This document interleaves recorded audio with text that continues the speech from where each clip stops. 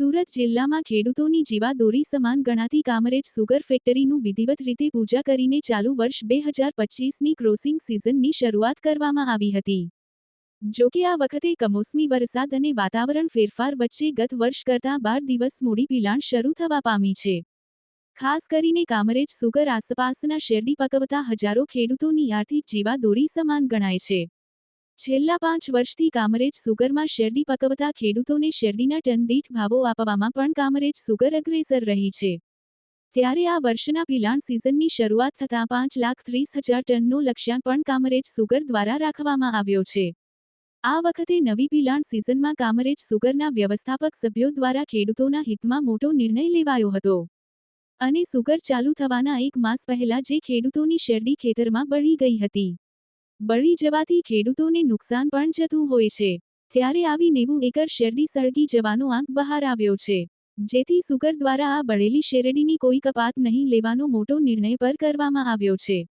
સાથે જ શેરડીના પાકને નુકસાન અને ઉતાર ઉપર પણ અસર પડી છે. આવા ખેડૂતોને સુગરની સાથે સરકાર પણ યોગ્ય ધ્યાન આપી યોગ્ય વળતર આપવા માંગ કરવામાં આવી હતી. જગદીશ ભરવાડ, ન્યૂઝ 14 કામરેજ.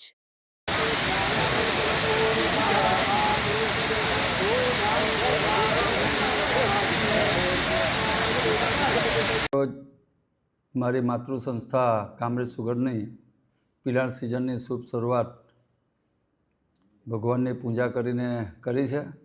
આ 33મી ક્રશિંગ સિઝનમાં 5,25,000થી 30,000 શેરડી ક્રશિંગ કરવાનું અમારું લક્ષ્યાંક છે.